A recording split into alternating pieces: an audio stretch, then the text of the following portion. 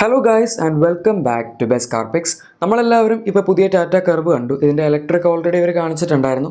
ഇപ്പോൾ പെട്രോളും ഡീസലുമാണ് നമുക്ക് കാണാൻ പറ്റിയിരിക്കുന്നത്.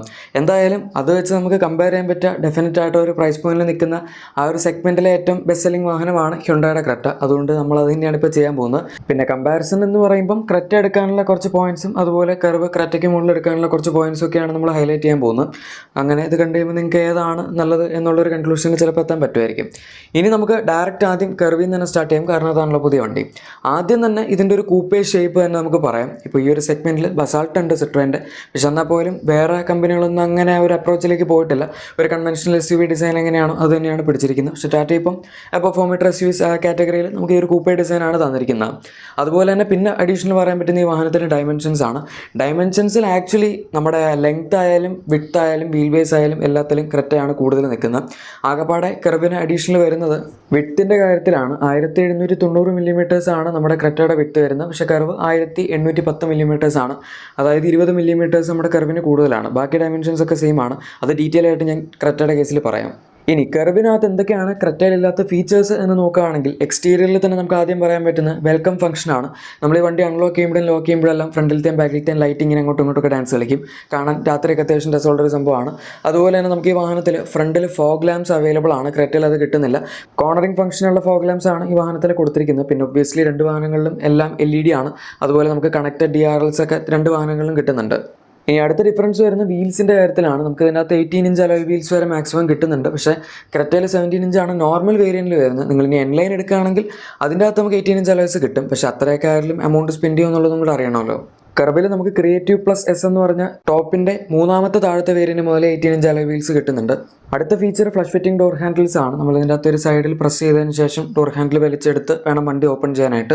റിക്വസ്റ്റ് സെൻസറൊക്കെ കൊടുത്തിട്ടുണ്ട്. പക്ഷേ എന്നാലും ഇത് യൂസ് ചെയ്യാൻ കുറച്ച് ബുദ്ധിമുട്ടാണെങ്കിലും വണ്ടി കാണാൻ അത്യാവശ്യം നല്ല ലുക്കായിരിക്കും.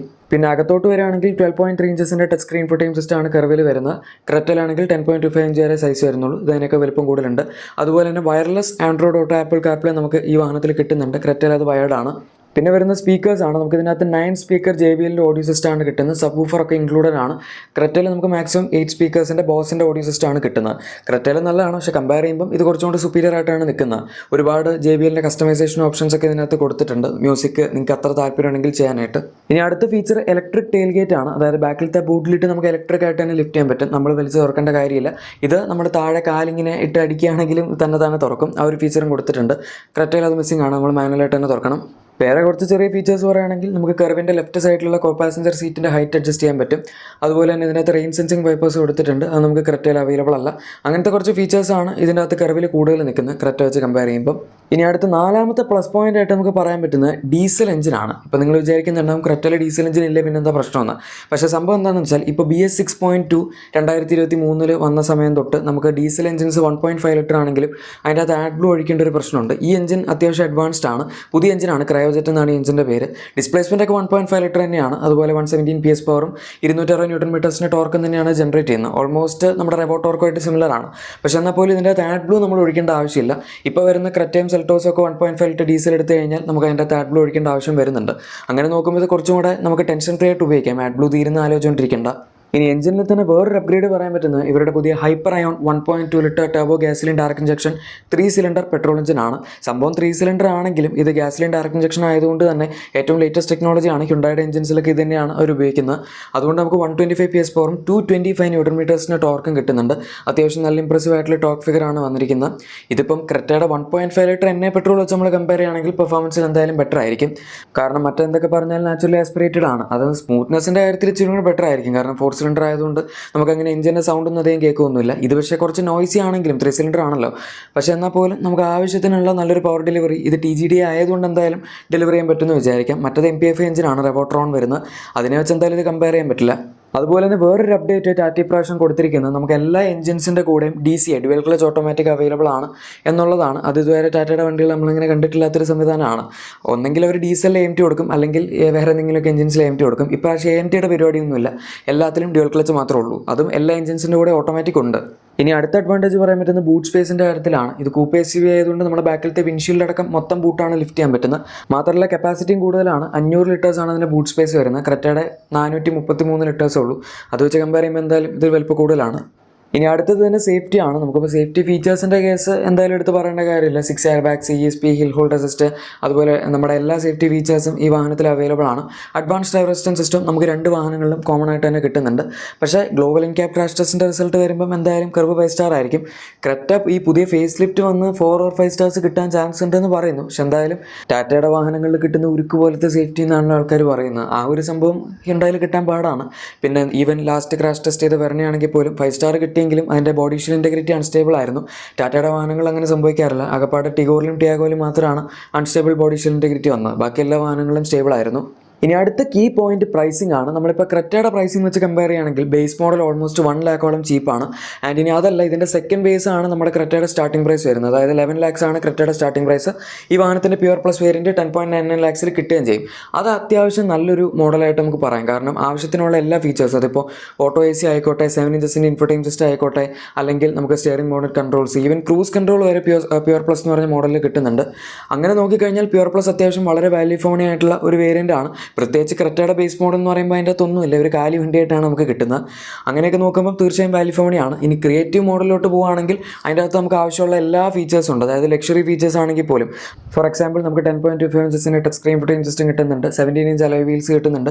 അങ്ങനെ പറയേണ്ട എല്ലാ ഫീച്ചേഴ്സും ടാറ്റ ഇപ്പോൾ ഓൾമോസ്റ്റ് ബേസ് മോഡൽ മുതൽ തന്നെ കൊടുക്കുന്നുണ്ട് എന്ന് പറയാം.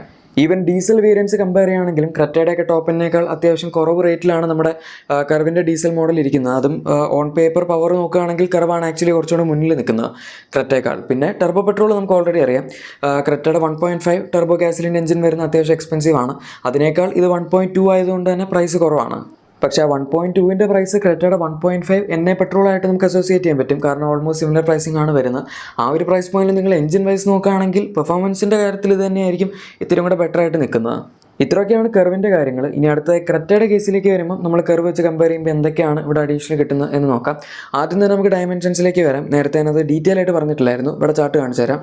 ലെങ്ത് വൈസ് നോക്കുകയാണെങ്കിൽ നമ്മുടെ ക്രെറ്റ കർവിനേക്കാൾ 22 mm കൂടുതലാണ്.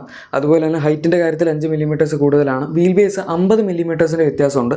അത് അത്യാവശ്യം നല്ല ഡിഫറൻസ് ആണ് കേട്ടോ. നമ്മളിപ്പം ഇൻറ്റീരിയർ ക്യാബിൻ സ്പേസിൻ്റെ കാര്യത്തിലേക്ക് വരുമ്പോഴും ആ ഒരു കാര്യത്തിൽ ക്രെറ്റയ്ക്ക് അഡ്വാൻറ്റേജ് കിട്ടുന്നുണ്ട്. പിന്നെ നേരത്തെ പറഞ്ഞാൽ വിഡ്ത്തിൻ്റെ കാര്യത്തിൽ നമുക്ക് ക്രെറ്റയ്ക്ക് 20 mm കുറവാണ് ഇരിക്കുന്നത്. ആ ചാർട്ടിൽ ചെറിയ വ്യത്യാസമുണ്ട്. 10 എന്നാണ് എഴുതിയിരിക്കുന്നത്, 20 ആണ് ആക്ച്വലി. ഇനിയിപ്പോൾ അഡീഷണൽ ഫീച്ചേഴ്സ് എന്നുള്ള രീതിയിൽ നോക്കുകയാണെങ്കിൽ ഒരുപാട് അഡീഷണൽ ഫീച്ചേഴ്സ് നമ്മൾ ക്രെറ്റയിൽ നോക്കുകയാണെങ്കിൽ കാണാൻ പറ്റില്ല. കാരണം കർവ് ഇപ്പോൾ ഭയങ്കര ഫീച്ചർ ലോഡഡ് ആയിട്ടുള്ള ഒരു വാഹനമാണ്. എന്തായാലും ഇതിനകത്ത് അഡീഷണൽ കിട്ടുന്ന ആദ്യത്തെ കാര്യം ഡ്യുവൽ സോൺ ഓട്ടോ AC ആണ്. നമുക്ക് കർവിൽ സിംഗിൾ സോണാണ് വരുന്നത്. അതായത് ഈ വാഹനത്തിൻ്റെ പാസഞ്ചർ സൈഡിലും ഡ്രൈവർ സൈഡിലും നമുക്ക് ഇൻഡിവിജ്വൽ ആയിട്ടുള്ള ടെമ്പറേച്ചർ സെറ്റ് ചെയ്യാനുള്ള ഓപ്ഷൻ ഹ്യുണ്ടായി കൊടുത്തിട്ടുണ്ട്. മറ്റേൻ്റെ അകത്ത് ഒറ്റ ടെമ്പറേച്ചറെ നമുക്ക് സെറ്റ് ചെയ്യാൻ പറ്റുള്ളൂ. പിന്നെ പറയാൻ പറ്റുന്ന മൾട്ടിപ്പിൾ ട്രാക്ഷൻ മോഡ്സ് ആണ്. നമുക്ക് ഇതിനകത്ത് സാൻഡ്, മഡ്, സ്നോ അങ്ങനെ കുറച്ച് മോഡ്സ് ഒക്കെ വരുന്നുണ്ട്. അതിപ്പോൾ യൂസ്ഫുൾ ആണോ എന്ന് ചോദിച്ചു കഴിഞ്ഞാൽ ഫ്രണ്ട് വീൽ ഡ്രൈവ് വണ്ടിയാണ്. ട്രാക്ഷൻ കൺട്രോളിൻ്റെ സംഭവങ്ങളൊക്കെ അഡ്ജസ്റ്റ് ചെയ്യാനാണ് ഈ മോഡ്സ് കൊടുത്തിരിക്കുന്നത്. ഈ മോഡ്സ് ഉണ്ടെന്ന് പറഞ്ഞാൽ നമുക്ക് എന്തായാലും ഈ പറയുന്ന ടെറൈൻസിലൊന്നും ഓടിക്കാൻ പറ്റില്ല. പിന്നെ ജസ്റ്റ് ഒരു ഷോയ്ക്ക് അവിടെ കൊടുത്തിട്ടുണ്ടെന്ന് മാത്രം. ഇനി last and final feature steering വീലിൻ്റെ അഡ്ജസ്റ്റ്മെൻ്റ് ആണ്. നമുക്ക് ക്രെറ്റയിൽ tilt and telescopic adjustment available ആണ്. കർവിൽ പക്ഷേ ആകെ ടിൽറ്റ് അഡ്ജസ്റ്റ്മെൻറ്റ് മാത്രമേ ഉള്ളൂ. അതായത് നമുക്ക് മുകളിലേക്കും താഴത്തേക്കും മാത്രമേ കർവിലാക്കാൻ പറ്റുള്ളൂ. ക്രെറ്റയിൽ നമുക്ക് മുകളിലേക്കും താഴത്തേക്കും അതുപോലെ അകത്തേക്കും പുറത്തേക്കും വലിക്കാനും പറ്റും. ഫീച്ചേഴ്സിൻ്റെ കേസ് ഇത്രേ ഉള്ളൂ. പക്ഷേ ഇനി അടുത്തതായി നമ്മൾ ഫിറ്റ് ആൻഡ് ഫിനിഷ് അതുപോലെ ഇൻറ്റീരിയർ ക്വാളിറ്റി തുടങ്ങിയ കേസ് എടുക്കുകയാണെങ്കിൽ അവിടെ ക്രെറ്റ തന്നെയാണ് കർവിനേക്കാൾ കുറച്ചുകൂടി സുപ്പീരിയർ ആയിട്ട് നിൽക്കുന്നത്. ഡാഷ്ബോർഡിൻ്റെ ഡിസൈൻ്റെ കേസ് അല്ലേ ഉദ്ദേശിച്ചത്, അല്ലാണ്ട് നമുക്ക് കിട്ടുന്ന ഓരോ മെറ്റീരിയൽസും അതുപോലെ പാനൽ ഗ്യാപ്പ് അങ്ങനത്തെ സംഭവങ്ങളൊക്കെ എടുക്കുന്ന സമയത്ത് ഹ്യുണ്ടായി കുറച്ചുകൂടി മുന്നിലാണ്. ഈവൻ നമുക്ക് ഇതിൻ്റെ അകത്തും സോഫ്റ്റ് ടച്ച് മെറ്റീരിയൽസ് ഒക്കെ അത്യാവശ്യം ഉണ്ട്. അതായത് റബ്ബറൈസ്ഡ് പോലത്തെ മെറ്റീരിയൽസ് ആണ് വരുന്നത്. കർവിൽ പക്ഷേ സോഫ്റ്റ് ടച്ച് എന്ന് തോന്നിക്കുന്ന ഹാർഡ് ടച്ച് മെറ്റീരിയൽസ് ആണ് ടാറ്റ കൊടുത്തിരിക്കുന്നത്. ഇനി അടുത്ത വ്യത്യാസം വരുന്ന റിയർ സീറ്റ് എക്സ്പീരിയൻസിൻ്റെ കാര്യത്തിലാണ്. കർവ് നമുക്ക് ഇത്തിരി ക്രാംഡ് ആയിട്ട് തോന്നും അത്യാവശ്യം ഹൈറ്റൊക്കെ ഉള്ള ആളാണ് നിങ്ങളെങ്കിൽ. കാരണം കൂപ്പ SUV ആയതുകൊണ്ട് ഹെഡ് റൂം നമ്മളിപ്പോൾ മറ്റുള്ള ഇതുപോലത്തെ SUVകൾ വെച്ച് കമ്പയർ ചെയ്യുമ്പോൾ കുറച്ച് കുറവാണ്. മാത്രമല്ല ലെഗ് സ്പേസ് ആണെങ്കിൽ പോലും നെക്സോൺ ബേസ്ഡ് ആയതുകൊണ്ടും അതിൻ്റെ വീൽ ബേസ് അവർ ഒരുപാട് ഇമ്പ്രൂവ് ചെയ്യാത്തതുകൊണ്ടും ക്രെറ്റയുടെ അല്ലെങ്കിൽ ഈ സെഗ്മെൻറ്റിലുള്ള മറ്റ് വാഹനങ്ങളിൽ അത്രയൊന്നും ലെഗ് സ്പേസ് നമുക്ക് ബാക്കിൽ അവൈലബിൾ അല്ല. അതുകൊണ്ട് ബാക്കിലിരുന്ന സുഖയാത്രയൊക്കെയാണ് നിങ്ങൾ ഉദ്ദേശിക്കുന്നതെങ്കിൽ ഒബ്വിയസ്ലി ക്രെറ്റ കുറച്ചുകൂടി ബെറ്റർ ആയിരിക്കും. വേറൊരു വ്യത്യാസം വരുന്നത് ഇതിൻ്റെ എഞ്ചിൻ്റെ കേസിലാണ്. ഞാൻ ഓൾറെഡി അവിടെ പറഞ്ഞായിരുന്നു 1.5 ലിറ്റർ ടർബോ ഗ്യാസലിൻ ഡയറക്ട് ഇഞ്ചക്ഷൻ്റെ കാര്യം. ആ ഒരു 1.5 ടർബോ പെട്രോൾ എഞ്ചിനാണ് ഇതിൻ്റെ അകത്ത് കിട്ടുന്നത്. 4 സിലിണ്ടർ എഞ്ചിനാണ്. അതുകൊണ്ട് തന്നെ കുറച്ചും കൂടി സ്മൂത്ത് ആയിരിക്കും. പിന്നെ പെർഫോമൻസിൻ്റെ കാര്യത്തിലാണെങ്കിലും 160 bhp ആൻഡ് 253 Nm ടോർക്കാണ് ജനറേറ്റ് ചെയ്യുന്നത്. ഈ സെഗ്മെൻറ്റിൽ ഇപ്പോൾ ഏറ്റവും പവർഫുൾ ആയിട്ടുള്ള എഞ്ചിൻ ഇതാണ്. ഇവൻ നമ്മുടെ 1.5 TSIയേക്കാളൊക്കെ കുറച്ചും കൂടെ പവറിൻ്റെ കാര്യത്തിൽ മുന്നിലാണ് ഈ വാഹനം നിൽക്കുന്നത്. ഇതും നമുക്ക് DCT ഓട്ടോമാറ്റിക്കിൻ്റെ കൂടെ അവൈലബിൾ ആണ്. ക്രെറ്റയിൽ ആപ്പാടെ നമുക്ക് ഈ ഒരു ഒറ്റ എഞ്ചിൻ്റെ കൂടെയാണ് DCT ഓട്ടോമാറ്റിക് കിട്ടുന്നത്. 1.5 1.5 നാച്ചുറലി ആസ്പിറേറ്റഡ് എഞ്ചിൻ ആണെങ്കിൽ അതിൻ്റെ അത് CVT ആണ്, ഡീസലാണെങ്കിൽ ടോർക്ക് കൺവെർട്ടർ ഓട്ടോമാറ്റിക് ആണ് കിട്ടുന്നത്. അങ്ങനെ എല്ലാ എഞ്ചിൻസിൻ്റെ കൂടെ ഓട്ടോമാറ്റിക് ഉണ്ടെങ്കിലും നമുക്ക് എല്ലാം വ്യത്യസ്തമായിട്ടുള്ള ഓട്ടോമാറ്റിക് ആണ് കിട്ടുന്നത്. പിന്നെ ഈ എഞ്ചിൻ്റെ പെർഫോമൻസ് എന്തായാലും നമ്മൾ മറ്റതുമായിട്ട് കമ്പയർ ചെയ്യാൻ പറ്റില്ല. ടാറ്റയിലെ കിട്ടുന്ന ഒരു എഞ്ചിൻസും ഇതിൻ്റെ പെർഫോമൻസ് മീറ്റ് ചെയ്യാൻ പറ്റില്ല. ഇനി അടുത്തൊരു പ്ലസ് പോയിന്റ് സർവീസ് എക്സ്പീരിയൻസ് ആണ്. അതിപ്പോൾ ടാറ്റയുടെ ഓരോ ഡീലർഷിപ്പ് അനുസരിച്ച് വ്യത്യാസം വരും. ചില ആൾക്കാർ സർവീസിൻ്റെ കാര്യം ടാറ്റയുടെ മോശമായിട്ട് പറയാറുണ്ട്, പക്ഷേ ചില ആൾക്കാർക്ക് വലിയ പ്രശ്നം ഉണ്ടാവാറുമില്ല. അതിപ്പോൾ നിങ്ങളുടെ അടുത്തുള്ള സർവീസ് സെൻറ്ററിൻ്റെ കണ്ടീഷൻ എങ്ങനെയാണ് എന്നൊക്കെ മനസ്സിലാക്കുന്നത് നല്ലതായിരിക്കും ടാറ്റയുടെ വണ്ടി എടുക്കുന്നതിന് മുമ്പ്. പിന്നെ ജസ്റ്റ് ഒരു ചെറിയ അഡ്വൈസ് തരാം.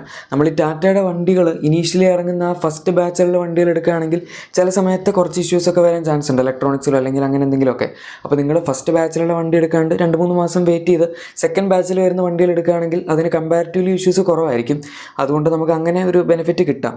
ഇതിപ്പോൾ ഞാൻ കുറ്റം പറയാൻ വേണ്ടി പറയുന്നല്ല. നിങ്ങളിപ്പോൾ ഈ വണ്ടി എടുക്കാൻ പോവുകയാണെങ്കിൽ ഞാൻ ഒരിക്കലും നിങ്ങളോട് വേണ്ടാന്ന് പറയല്ല, ജസ്റ്റ് ഒരു ഒപ്പീനിയൻ പറഞ്ഞാണ്. ഇനി അടുത്തൊരു അപ്ഗ്രേഡ് അല്ല, ജസ്റ്റ് ഒരു അഡീഷണൽ വേർഷൻ പോലെ പറയാൻ പറ്റും നമ്മുടെ ക്രെറ്റയുടെ എൻലൈൻ വേർഷനാണ്. ഇതിൻ്റെ കുറച്ചുകൂടെ സ്പോർട്ടി ആയിട്ടുള്ളൊരു മോഡലാണ് അവർ എൻലൈൻ എന്ന് പറഞ്ഞ് വിൽക്കുന്നത്. അതായത് ഇപ്പം നമുക്ക് അത്യാവശ്യം നല്ല ഹാൻഡ്ലിംഗ് വേണം, അതുപോലെ സ്പോർട്ടി ആയിട്ടുള്ളൊരു സെറ്റപ്പ് അല്ലെങ്കിൽ സ്പോർട്ടി ആയിട്ട് നിൽക്കുന്നൊരു വണ്ടി വേണം, അത്യാവശ്യം സ്പോർട്ടി ആയിട്ടുള്ളൊരു എക്സോസ്റ്റ് നോട്ടൊക്കെ വേണമെന്നൊക്കെ ഉണ്ടെങ്കിൽ ഈ വണ്ടി വേണേൽ കൺസിഡർ ചെയ്യാം. അഡീഷണൽ ഒരുപാട് എമൗണ്ട് നമുക്ക് നോർമൽ ക്രെറ്റ വെച്ച് നോക്കുമ്പോൾ വരുന്നില്ല. പിന്നെ ഇതിന് കുറേ വേർഷൻസ് ഒക്കെ ഉണ്ട്, അതായത് N8, N10, പിന്നെ അതിൻ്റെ തന്നെ ഡ്യുവൽ ടോൺ അങ്ങനെയൊക്കെ പറഞ്ഞു. പിന്നെ ഇതിനകത്ത് നമുക്ക് മാനുവൽ കിട്ടുന്നുണ്ട് കേട്ടോ, 1.5 ടെർബോയുടെ കൂടെ. ബാക്കി നമ്മൾ നോർമൽ ക്രെറ്റ എടുക്കുകയാണെങ്കിൽ അതിൻ്റെ അകത്ത് 1.5 ടെർബോ ഉണ്ടെന്നേ ഉള്ളൂ.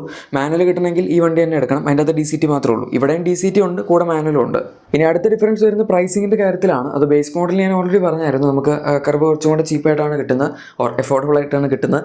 ടോപ്പ് എൻഡിലേക്ക് വരികയാണെങ്കിലും ഈ 1.5 എന്നയുടെ പ്രൈസ് നോക്കുമ്പം കർവിൻ്റെ നമ്മുടെ 1.2 ഹൈപ്പർ അയോൺ എഞ്ചിൻ വെച്ച് വരുന്നതിൻ്റെ മാനുവൽ മോഡൽ 17.49 ലാക്സിലാണ് നിൽക്കുന്നത്. ഈ വണ്ടി 17.42 ലാക്സാണ് മാനുവലിൻ്റെ പ്രൈസ് വരുന്നത്. അതായത് അവിടുത്തെ പ്രൈസ് എക്സാക്ട്ലി സെയിം ആണ്. ആൻഡ് നമുക്ക് രണ്ടിലും ഫീച്ചേഴ്സ് വെച്ച് കമ്പയർ ചെയ്യുമ്പം നിങ്ങൾ വ്യത്യാസം ഓൾറെഡി കണ്ടു.